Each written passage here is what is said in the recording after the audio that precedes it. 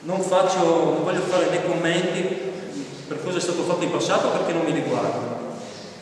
Dico solo che quell'area lì, che è un'area strategica perché si trova a bel mezzo del paese di Cinto, è dell'unica area ancora in cui si può prevedere qualcosa, e sicuramente verrà destinata al servizio al cittadino.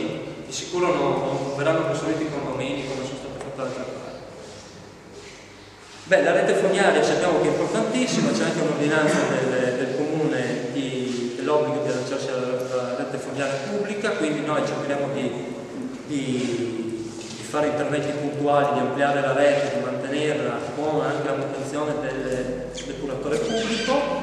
C'è una cosa sentita negli ultimi tempi che è la verifica sismica degli edifici scolastici, prima di tutto, poi anche degli edifici pubblici. Per quanto riguarda invece più in dettaglio quello che diceva prima la Nicole, che il piano regolatorio è un piano regolatorio obsoleto, non direi, perché la variante è stata fatta nel 2005 e fare un piano regolatorio è costosissimo.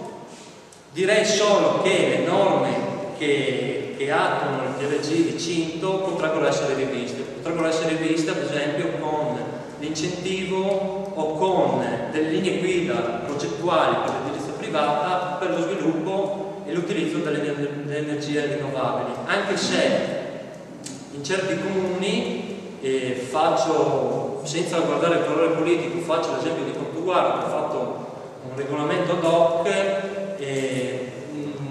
secondo me è un mossa azzardata perché le leggi nazionali che regolano questa materia sono abbastanza precise e io non mi metterei a legiferare a livello comunale su queste materie.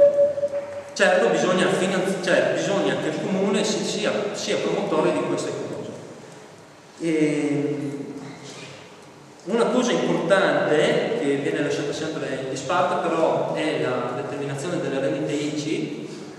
Perché a Cinto ci troviamo allo stato attuale le aree edificabili al centro del paese come nelle aree limitrofe, San Biagio, Settimo e via dicendo, il valore attribuito a queste aree è uguale per tutti. Noi non pensiamo che sia giusto che un'area edificabile del centro di Cinto che ha una potenzialità di edificatoria o comunque una potenzialità di mercato molto più alta di quella di San Biagio e di Settimo deve pagare le stesse tasse.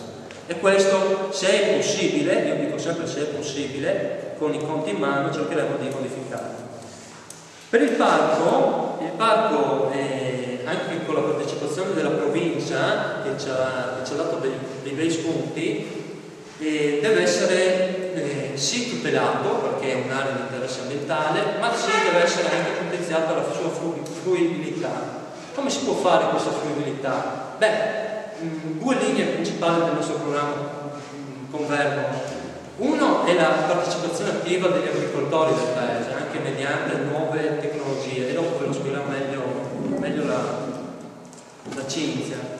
E creare ad esempio un'area ad hoc perché per la fruizione delle persone comuni, di tutti quelli che vogliono accedere al parco, perché il parco è un'area che va tutelata, non si può andare a fare il picnic dove c'è una biodiversità, dove c'è qualcosa che va tutelato. Si può creare qualcosa per noi normali comuni che non siamo scienziati, che non ci appassioniamo sul dettaglio degli insetti, degli uccelli che ci sono all'interno del paese, però creare un posto ricreativo ad hoc all'interno dell'ambito del parco subito limitrofo, pensiamo sia una grande opportunità per il paese ma anche per le potenzialità turistiche che può avere quest'area.